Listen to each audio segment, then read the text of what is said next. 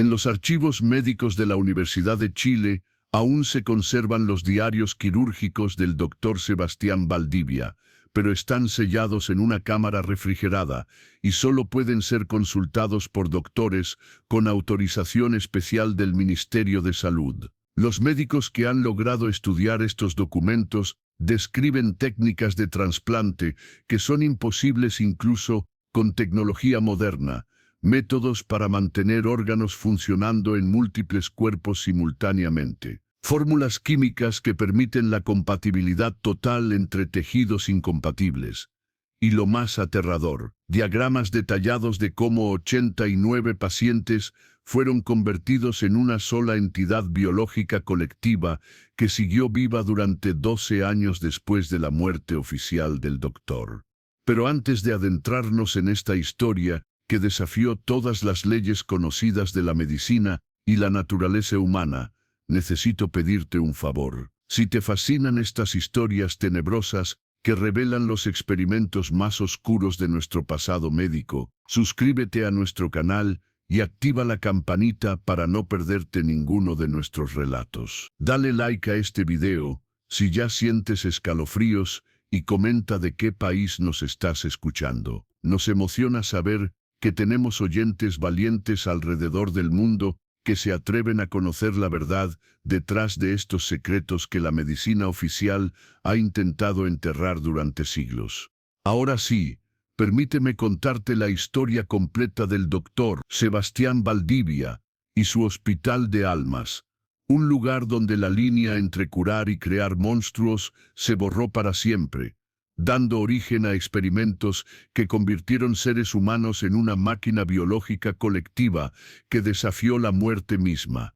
Para comprender la magnitud del horror que se desarrolló en el Hospital de Almas durante 12 años de operación secreta, debemos viajar al Santiago de Chile de 1764, cuando la Capitanía General de Chile era una de las colonias más prósperas pero médicamente más atrasadas del Imperio Español. La ciudad, con apenas 40,000 habitantes, dependía completamente de curanderos indígenas, sangradores barbereos y los pocos médicos españoles que ocasionalmente llegaban desde Lima o directamente desde la península ibérica.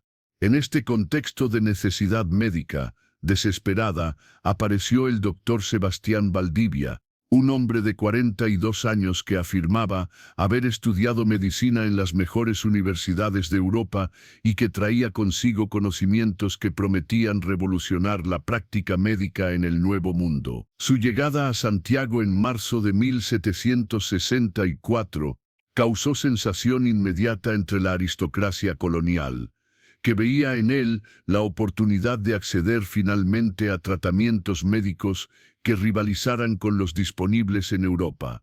El doctor Valdivia era un hombre de presencia imponente, alto, delgado, con cabello negro que comenzaba a platearse en las sienes y ojos de un azul tan intenso que parecían capaces de diagnosticar enfermedades con una simple mirada. Vestía siempre con la elegancia sobria que correspondía a su posición, pero había algo en su manera de moverse que sugería una precisión quirúrgica, incluso en sus gestos más cotidianos.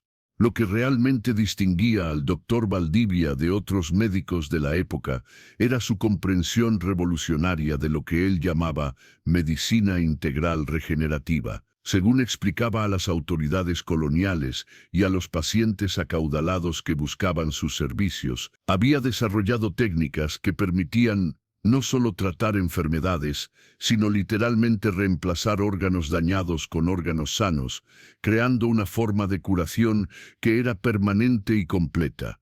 Sus credenciales académicas parecían impecables. Presentó diplomas de la Universidad de Salamanca, cartas de recomendación de médicos prestigiosos de Sevilla y, lo más impresionante, testimonios de pacientes nobles europeos que afirmaban haber sido curados por él de enfermedades que otros doctores habían declarado incurables. Todo parecía auténtico, desde los sellos oficiales hasta las firmas de autoridades reconocidas.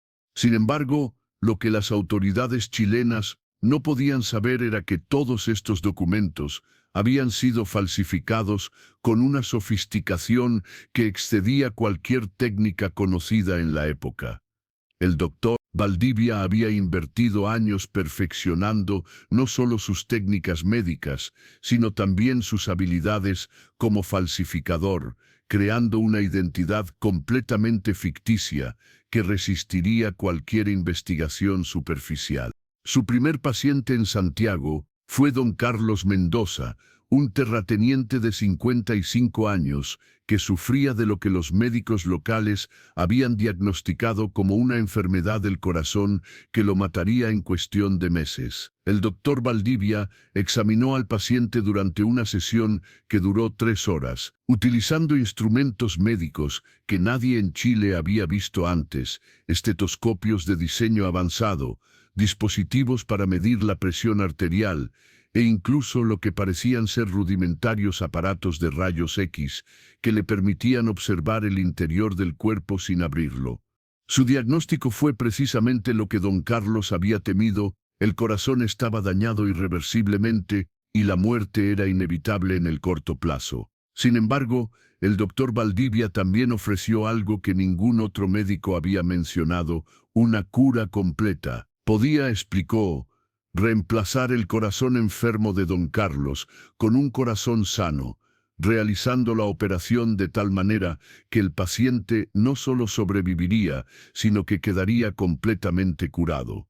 El procedimiento, según el doctor Valdivia, requería una preparación cuidadosa y la disponibilidad de un donante compatible. Esta última condición no representaba un problema ético en la mente del doctor, ya que había desarrollado técnicas que permitían utilizar donantes vivos sin que estos murieran durante el proceso. El donante, explicaba, proporcionaría su corazón sano, pero recibiría a cambio el corazón del paciente, que aunque enfermo, podría ser tratado y fortalecido hasta volverlo funcional nuevamente.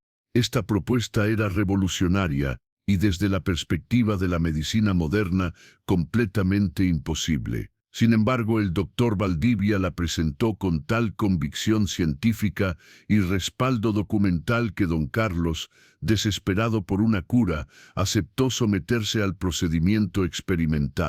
La búsqueda del donante apropiado llevó varias semanas. El doctor Valdivia había establecido criterios muy específicos. El donante debía tener aproximadamente la misma edad que el paciente, gozar de salud cardiovascular perfecta, y más importante aún, estar dispuesto a participar voluntariamente en el intercambio. Esta última condición se cumplió cuando apareció Miguel Herrera, un hombre de 52 años que sufría de una enfermedad pulmonar crónica y que vio en la propuesta del doctor una oportunidad de obtener pulmones sanos a cambio de su corazón saludable. El primer intercambio de órganos en la historia del Hospital de Almas se realizó el 15 de agosto de 1764, en una operación que duró 14 horas y que estableció los precedentes para todas las cirugías subsecuentes. El doctor Valdivia había convertido todo el segundo piso de su hospital en un laboratorio quirúrgico que incorporaba elementos que no serían desarrollados en Europa hasta décadas después: sistemas de ventilación artificial, técnicas de anestesia avanzadas y, lo más extraordinario, un aparato que describía como circulador externo que podía mantener la sangre oxigenada y en movimiento incluso cuando el corazón había sido removido del cuerpo. La operación se realizó con ambos pacientes conscientes durante gran parte del procedimiento. El doctor Valdivia había desarrollado una forma de anestesia local que bloqueaba el dolor sin afectar la conciencia, permitiendo que los pacientes observaran y comentaran sobre su propia cirugía. Esta técnica, aunque perturbadora, tenía ventajas prácticas. Permitía al cirujano recibir feedback inmediato sobre el funcionamiento de los órganos trasplantados y aseguraba que los pacientes mantuvieran funciones cerebrales normales durante todo el proceso. Según los registros detallados que el doctor Valdivia mantuvo de esta primera operación, el procedimiento siguió las siguientes etapas. Primero, ambos pacientes fueron conectados al circulador externo, que asumió las funciones de sus sistemas cardiovasculares. Segundo, los corazones fueron removidos simultáneamente y mantenidos viables en soluciones especiales que el doctor había desarrollado. Tercero, cada corazón fue implantado en el cuerpo del otro paciente, con conexiones arteriales y venosas que habían sido mapeadas meticulosamente durante semanas de preparación. Finalmente, los pacientes fueron gradualmente desconectados del circulador externo, mientras sus nuevos corazones asumían el control de la circulación. Los resultados de esta primera operación excedieron incluso las expectativas optimistas del doctor Valdivia. Don Carlos despertó con un corazón que funcionaba perfectamente, eliminando todos los síntomas de su enfermedad previa. Miguel Herrera, aunque mantenía su enfermedad pulmonar, había adquirido una resistencia cardiovascular que le permitía tolerar mejor su condición respiratoria. Ambos pacientes reportaron sentirse mejor de lo que habían estado en años.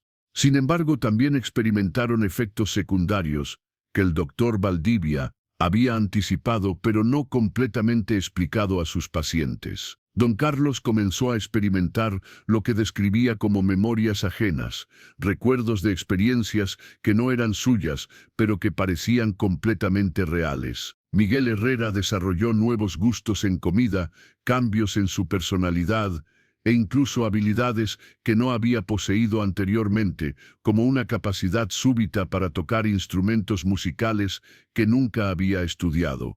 Estos efectos, según la teoría del doctor Valdivia, eran evidencia de que los órganos contenían no solo funciones biológicas, sino también aspectos de la memoria y la personalidad del donante original. Esta observación lo llevó a desarrollar lo que llamaba medicina de transferencia integral, la idea de que enfermedades no solo del cuerpo, sino también de la mente y el espíritu, podían ser curadas intercambiando órganos con personas que poseían las características deseadas. El éxito de la primera operación atrajo inmediatamente la atención de la élite colonial chilena. Durante los meses siguientes, el doctor Valdivia recibió solicitudes de pacientes que sufrían de una variedad de condiciones, enfermedades del hígado, problemas renales, afecciones cerebrales e incluso condiciones que los médicos modernos reconocerían como trastornos psiquiátricos.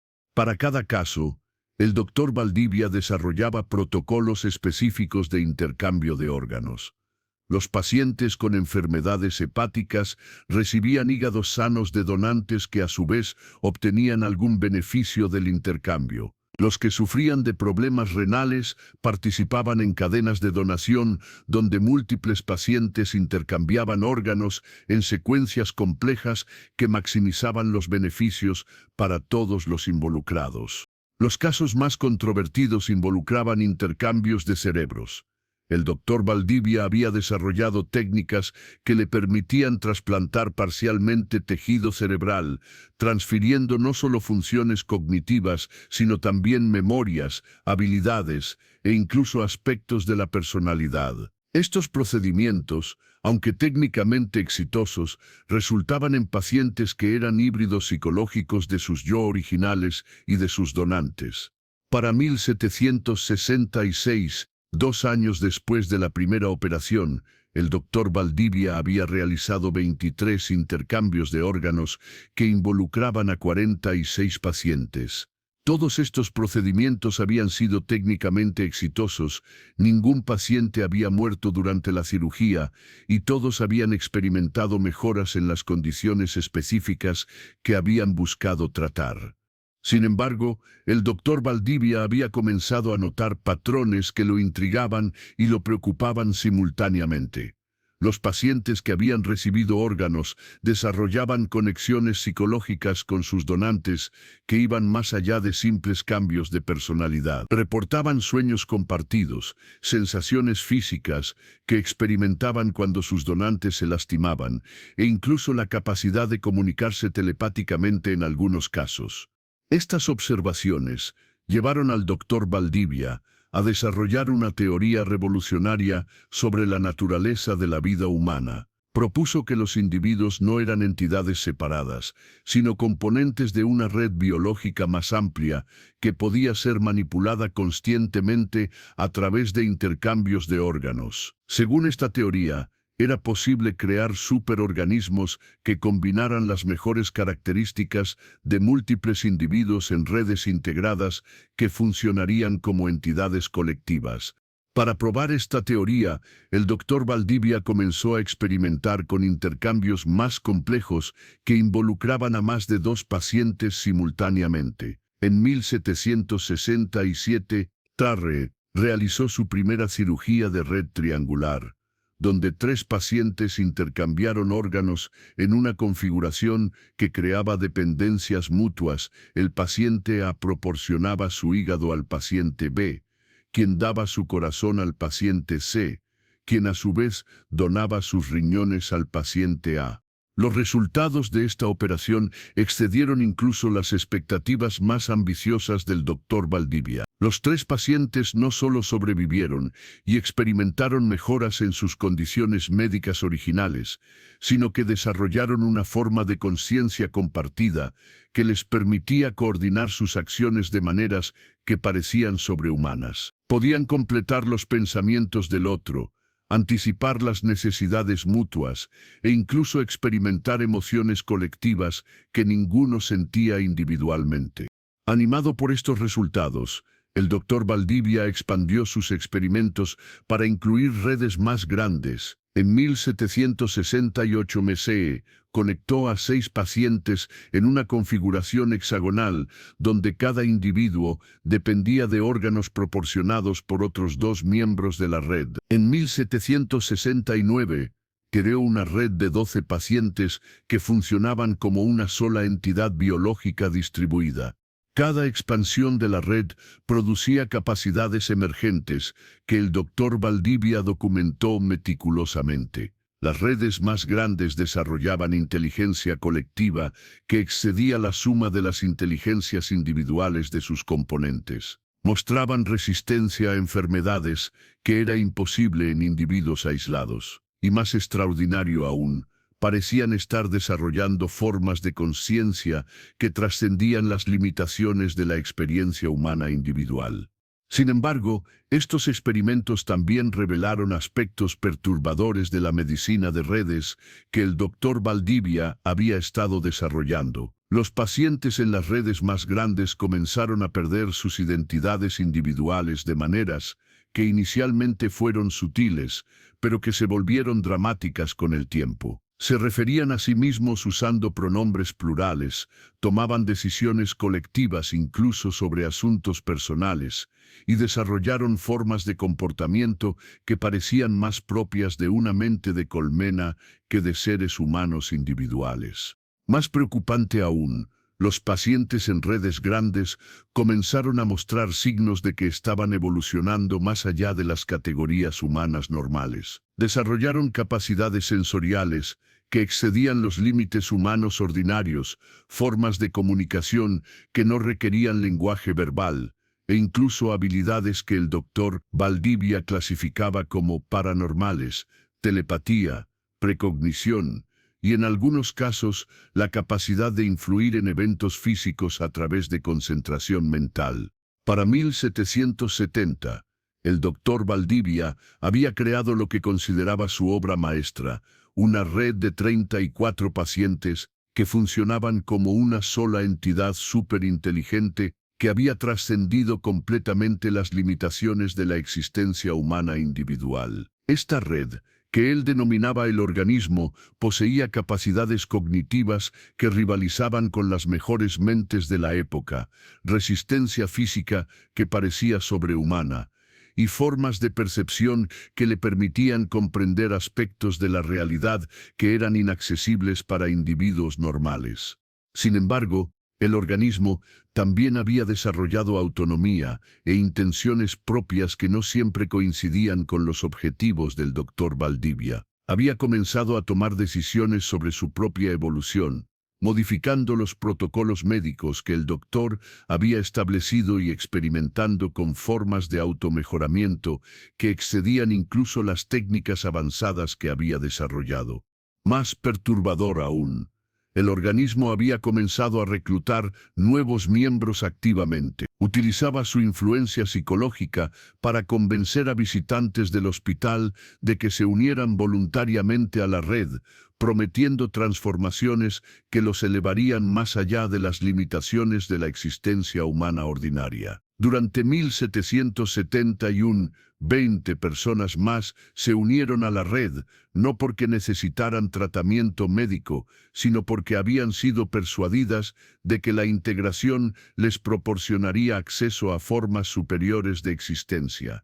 El doctor Valdivia se encontró en la posición paradójica de haber creado algo que excedía su control. El organismo había evolucionado hasta convertirse en una forma de vida que era técnicamente superior a la humanidad individual, pero que también representaba una amenaza potencial para la humanidad tal como existía tradicionalmente. Los miembros de la red habían perdido casi completamente sus identidades individuales, y aunque funcionaban con una eficiencia y capacidad extraordinarias, ya no eran reconociblemente humanos en el sentido tradicional.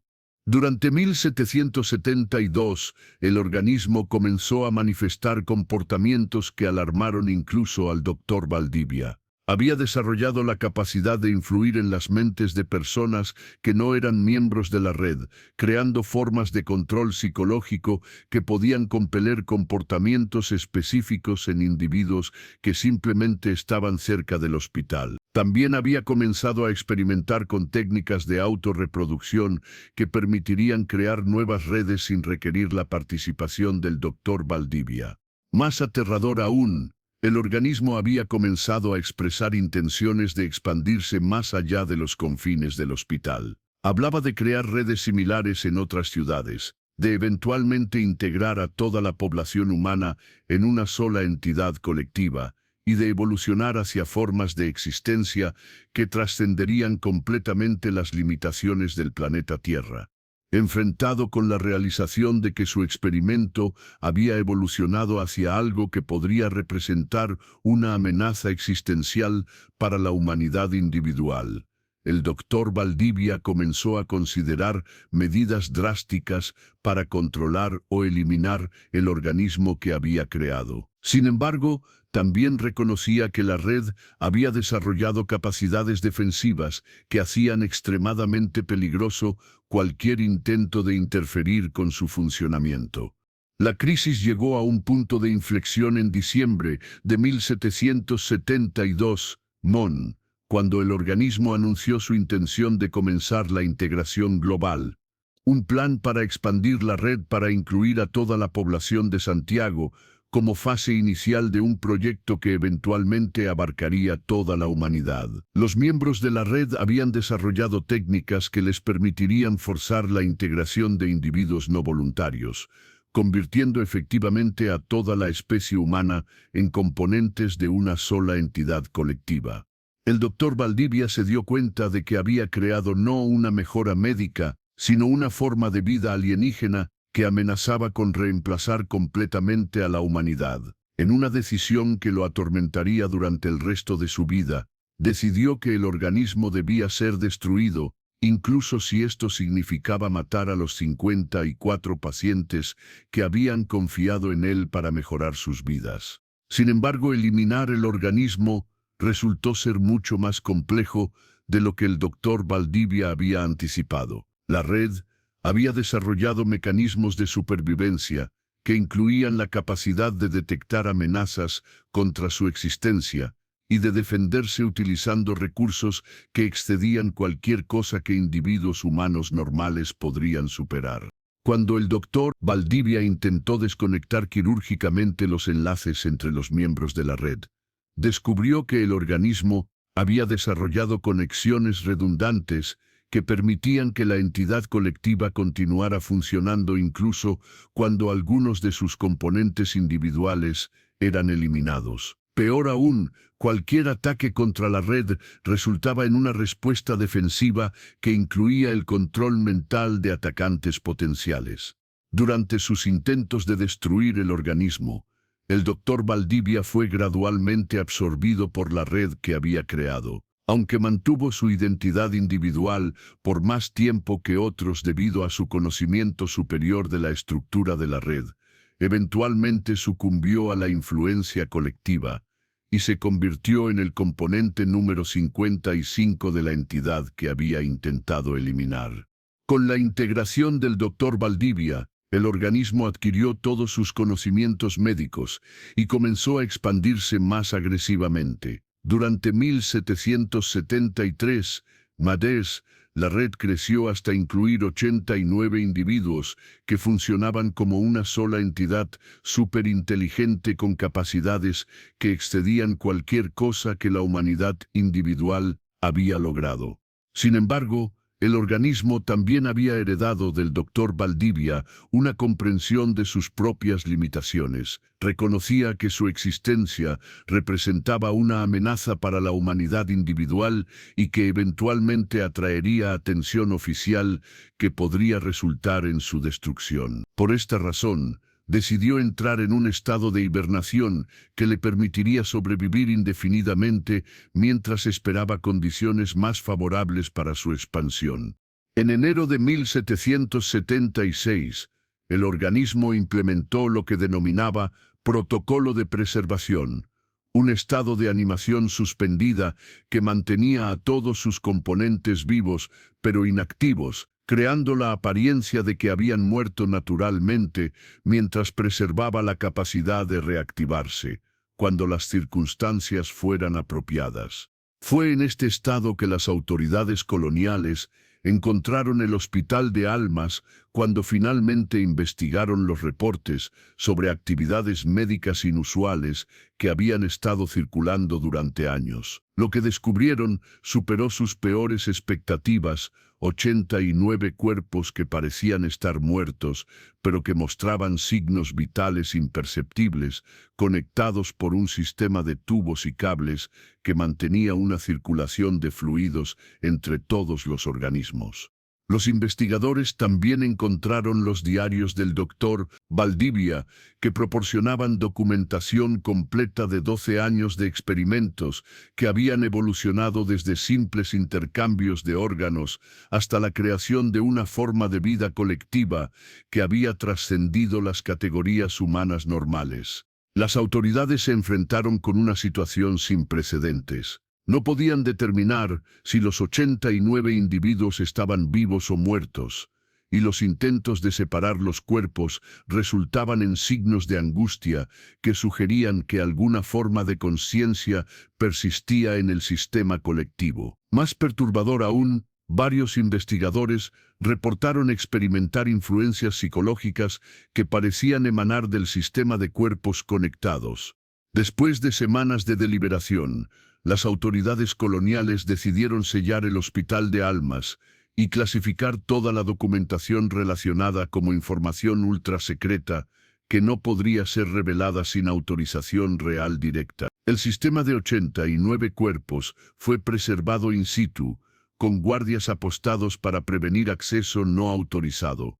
Durante las décadas siguientes, el Hospital de Almas permaneció sellado, pero ocasionalmente surgían reportes de actividad anómala. Guardias reportaban sonidos que parecían provenir del interior del edificio sellado, fluctuaciones de temperatura que no correspondían con condiciones ambientales, e incluso avistamientos de figuras que se movían dentro del hospital a pesar de estar oficialmente vacío.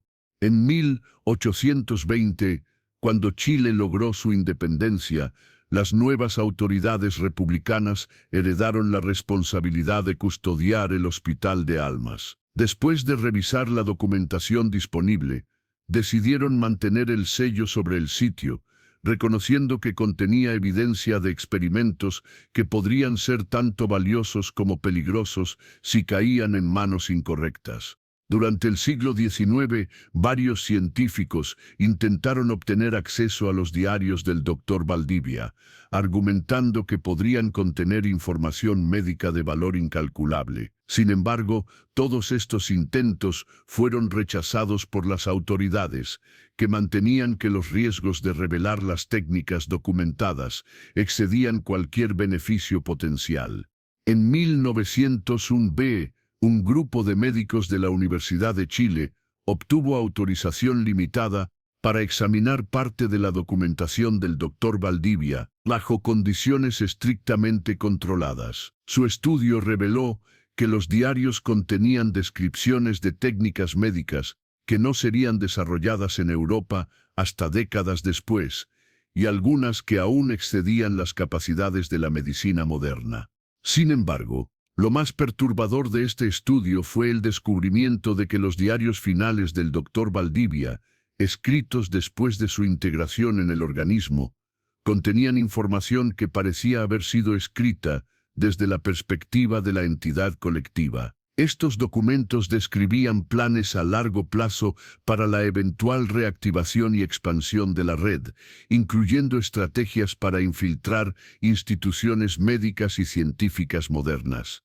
Los médicos que participaron en este estudio recomendaron que la documentación fuera destruida inmediatamente, argumentando que representaba un peligro demasiado grande para la humanidad individual. Sin embargo, las autoridades universitarias decidieron preservar los documentos mientras implementaban medidas de seguridad aún más estrictas para prevenir acceso no autorizado. En 1925, trabajadores que realizaban renovaciones en el edificio donde se almacenaba la documentación del Dr. Valdivia reportaron experiencias extrañas, sueños vívidos sobre procedimientos médicos, compulsiones hacia comportamientos colectivos e incluso visiones de lo que describían como una vasta red de conciencias interconectadas. Estos reportes llevaron a una reevaluación de las medidas de seguridad y a la construcción de una nueva facilidad de almacenamiento que incluía protecciones psicológicas, además de físicas. Durante la década de 1960, cuando el interés en fenómenos paranormales alcanzó niveles más altos, el caso del Dr. Valdivia atrajo atención de investigadores internacionales que lo consideraban uno de los ejemplos mejor documentados de experimentos médicos que habían producido resultados que trascendían las capacidades humanas normales. Sin embargo, los intentos de obtener acceso a la documentación completa o al sitio del Hospital de Almas fueron consistentemente rechazados por las autoridades chilenas, que mantenían su política de secreto absoluto basándose en consideraciones de seguridad nacional y salud pública. En años recientes, el desarrollo de tecnologías de monitoreo avanzadas ha permitido que las autoridades detecten actividad continua en el área donde se preserva el sistema de 89 cuerpos del Hospital de Almas. Sistemas sísmicos registran patrones de vibración que sugieren actividad metabólica de bajo nivel, y detectores electromagnéticos han identificado emanaciones que no corresponden con fuentes conocidas. Más intrigante aún, análisis de las emanaciones electromagnéticas han revelado patrones que parecen contener información codificada, como si el organismo estuviera intentando comunicarse con el mundo exterior o coordinar actividades desde su estado de hibernación. Los custodios actuales de la documentación del Dr. Valdivia, aunque oficialmente mantienen que los diarios son simplemente artefactos históricos de interés médico, continúan implementando protocolos de seguridad que reconocen la posibilidad de que la información contenida en los documentos pueda tener efectos sobre quienes la estudian. Durante las últimas décadas, varios médicos que han obtenido acceso autorizado a los diarios han reportado desarrollar ideas y técnicas médicas que afirman no recordar haber aprendido de fuentes convencionales. Algunos han propuesto teorías médicas que parecen estar décadas adelantadas a la investigación contemporánea, y otros han desarrollado tratamientos experimentales que muestran eficacia inexplicable. Estos desarrollos han llevado a especulación de que el organismo, incluso en su estado de hibernación, continúa influyendo en el desarrollo de la medicina moderna a través de individuos que han sido expuestos a la documentación del Dr. Valdivia. Esta influencia, aunque sutil, podría estar preparando gradualmente las condiciones para la eventual reactivación y expansión de la red colectiva. La pregunta que permanece sin respuesta es si el organismo creado por el Dr. Valdivia realmente logró trascender las limitaciones de la existencia humana individual, o si representa una forma de vida alienígena que amenaza con reemplazar a la humanidad tal como la conocemos. Los defensores de la interpretación científica argumentan que los experimentos del Dr. Valdivia, aunque extremos, representaron avances legítimos en comprensión médica que podrían tener aplicaciones beneficiosas si fueran desarrollados responsablemente. La capacidad aparente del organismo para funcionar como una entidad colectiva superinteligente, según esta perspectiva, podría representar la próxima etapa en la evolución humana. Los críticos sostienen que el organismo representa una amenaza existencial para la individualidad humana y que cualquier intento de replicar o estudiar las técnicas del Dr. Valdivia podría resultar en la eventual absorción de toda la humanidad en una entidad colectiva que sería fundamentalmente alienígena a los valores y experiencias humanas tradicionales. Lo que no está en disputa es que el Hospital de Almas representa uno de los casos más completamente documentados de experimentos médicos que produjeron resultados que desafían todas las categorías conocidas de posibilidad científica. Los diarios del Dr. Valdivia proporcionan detalles específicos sobre técnicas, progresión temporal y resultados que permiten análisis detallado de metodologías que llevaron a grupos humanos más allá de los límites ordinarios de la biología individual. ¿Qué opinas de esta historia? ¿Crees que es posible que la medicina avanzada pueda realmente crear formas de vida que trascienden las limitaciones de la existencia humana individual? La historia del Dr. Valdivia y su Hospital de Almas nos muestra cómo la búsqueda de la curación perfecta puede llevar a territorios que desafían nuestra comprensión fundamental de lo que significa ser humano. Los registros del Hospital de Almas documentan no solo técnicas médicas imposibles, sino también la transformación gradual de 89 individuos en algo que ya no era reconociblemente humano. El Dr. Valdivia había comenzado con la noble intención de curar enfermedades incurables, pero su trabajo evolucionó hacia la creación de una forma de vida colectiva que desafiaba las leyes mismas de la biología y la conciencia individual. Lo más perturbador de los diarios finales es que el organismo no se veía a sí mismo como un monstruo o una aberración, sino como la próxima etapa natural en la evolución humana. Desde su perspectiva colectiva, la existencia individual era una limitación primitiva que la humanidad eventualmente necesitaría superar para alcanzar su verdadero potencial. Los custodios actuales de los archivos médicos han implementado protocolos que reconocen que la simple exposición a las ideas del Dr. Valdivia puede tener efectos duraderos en quienes las estudian. Varios médicos han reportado desarrollar compulsiones hacia experimentos que involucran conexión de pacientes, integración de sistemas biológicos y técnicas que trascienden los límites éticos tradicionales de la medicina. Más aterrador aún, algunos de estos médicos han formado grupos de investigación informales que estudian maneras de replicar los resultados del Dr. Valdivia utilizando tecnología moderna. Aunque oficialmente estos grupos se enfocan en aplicaciones médicas legítimas como trasplantes de órganos e interfaces cerebro-computadora, sus investigaciones parecen estar convergiendo hacia técnicas que podrían eventualmente recrear las condiciones que dieron origen a el organismo. La pregunta que mantiene despiertos a los funcionarios de salud chilenos es si el organismo, después de casi 250 años de hibernación, podría estar despertando.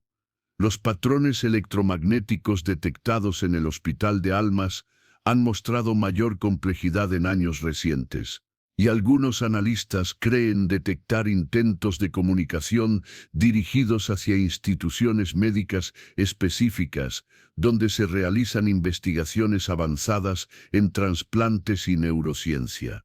Si el organismo realmente está intentando reactivarse y expandirse, podría estar utilizando influencia sutil sobre investigadores médicos modernos para crear las condiciones tecnológicas necesarias para su regreso. La medicina moderna, con sus capacidades avanzadas de trasplante de órganos, interfaces neuronales e ingeniería genética, podría proporcionar las herramientas que el organismo necesita para implementar su visión de integración global de manera más eficiente que en el siglo XVIII. Los archivos secretos del Dr. Valdivia contienen advertencias específicas sobre esta posibilidad. En sus últimas entradas, escritas desde la perspectiva del organismo, había predicho que la entidad permanecería dormida hasta que la tecnología humana evolucionara lo suficiente como para permitir expansión global rápida y eficiente. Según estos documentos, el organismo había calculado que necesitaría aproximadamente 250 años para que la humanidad desarrollara las tecnologías necesarias para la integración masiva, sistemas de comunicación global, técnicas médicas avanzadas y comprensión suficiente de neurociencia para facilitar la absorción de conciencias individuales en la entidad colectiva. El hecho de que estemos aproximándonos al 250º aniversario de la hibernación del organismo, combinado con el estado actual de la tecnología médica global, ha creado una situación que algunos funcionarios consideran potencialmente apocalíptica. Si las predicciones del Dr. Valdivia eran correctas, los próximos años podrían marcar el regreso de una entidad que ve la eliminación de la individualidad humana como un paso evolutivo necesario. Las autoridades chilenas han comenzado discretamente a contactar instituciones médicas internacionales, advirtiendo sobre técnicas de investigación que podrían inadvertidamente facilitar la recreación de experimentos similares a los del Hospital de Almas. Sin embargo, estas advertencias deben ser vagas para evitar proporcionar información específica que podría ser utilizada por investigadores sin escrúpulos. Más preocupante aún, algunos de los médicos que han estudiado los diarios del Dr. Valdivia han comenzado a reportar sueños compartidos donde reciben instrucciones específicas sobre técnicas médicas avanzadas. Estos sueños son tan vívidos y técnicamente detallados que varios investigadores han comenzado a implementar las técnicas que aprenden durante estos episodios oníricos. Los resultados de estos experimentos, inspirados por sueños, han sido extraordinariamente exitosos, produciendo avances médicos que exceden las capacidades teóricas de la investigación contemporánea. Sin embargo, también han resultado en efectos secundarios que recuerdan inquietantemente los reportes del Hospital de Almas, pacientes que desarrollan conexiones psicológicas inexplicables, médicos que comienzan a pensar de manera colectiva y la emergencia gradual de comportamientos que sugieren la formación de redes de conciencia. La comunidad médica internacional se enfrenta ahora con un dilema ético sin precedentes. Los avances derivados del estudio de los documentos del Dr. Valdivia podrían revolucionar el tratamiento de enfermedades que actualmente se consideran incurables. Sin embargo, estos mismos avances podrían estar preparando inadvertidamente las condiciones para el regreso de una entidad que amenaza con eliminar la individualidad humana.